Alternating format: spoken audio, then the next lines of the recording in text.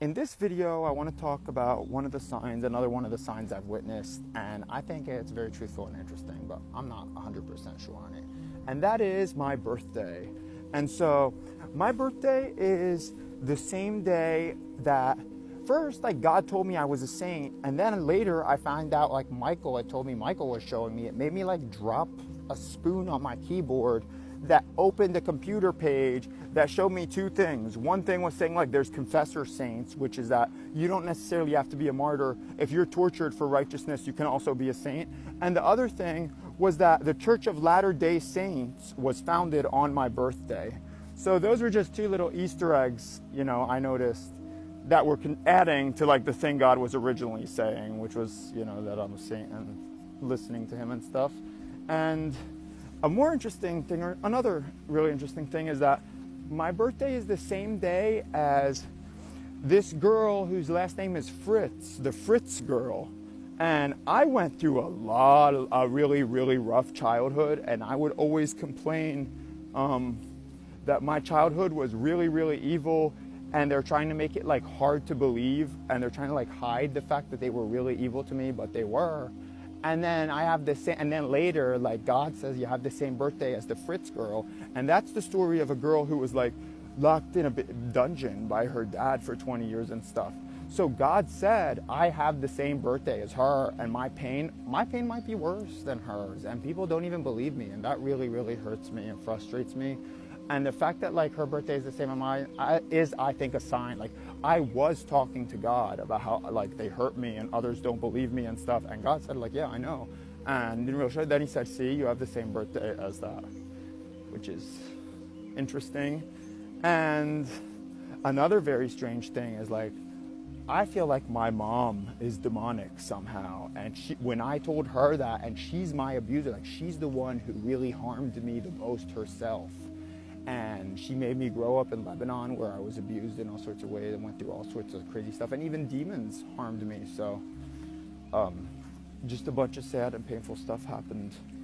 I would say, I guess it was God testing me to boost my power, to boost my rank. But I don't the pain Olympics type of stuff. I think that's wrong. But my mom was trying to deny it. My mom was trying to say, oh no, it's just a coincidence. It's just a coincidence, and it has nothing to do with anything happening to you, nothing happened to you. And I feel my mom is the devil. She really tries to do that.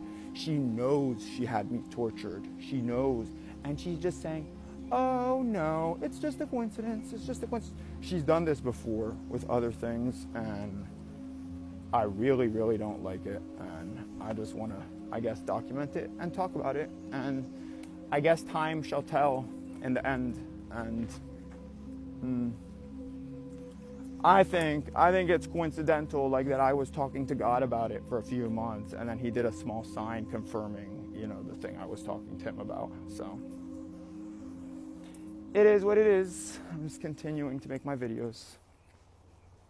And this, very importantly, I want to say, this is a classic example of the disbelief and lack of faith of a parent in the face of the demonic oppression of their child that sometimes they as the parent contributed to, or other times, maybe they were less directly involved, but they were still the parents, but they didn't believe the kid.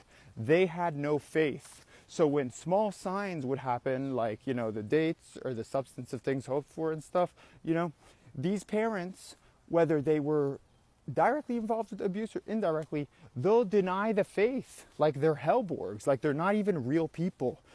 And they'll just say, oh, no, this is just a coincidence. This doesn't make any sense.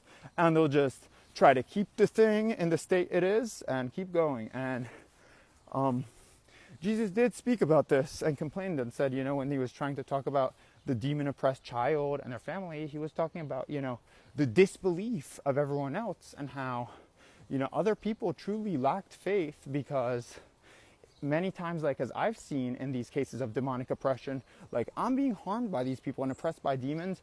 And when small miracles and signs happen, these people have no faith, have full disbelief, and gaslight me and harm me. And it makes me very, very upset when God does a miracle with the Holy Spirit testifying to my abuse, and my parent looks at me totally and blatantly disregards it and tries to make me think I'm crazy when I saw almost clear proof, that God said the opposite. So it's very, very frustrating, and, disbelief and lack of faith and stuff like this seems to be something important when it comes to fighting demons and, the demonic oppression of one person in a family of a child, and the parents aren't helping. All this stuff is very important, and I'll be making more videos about it in the future. Remember, Jesus said in rule number 1, with fighting the demons is a house divided can't stand. And they said, they're united. So there seems to be a group of evil, like shadow creatures that we can't see, that are all united and do stuff to us. And we have to all be united as the humans against them. That's really important in fighting demons, and we still haven't fully achieved that on this planet. And I'm trying to help reach that. So, yes.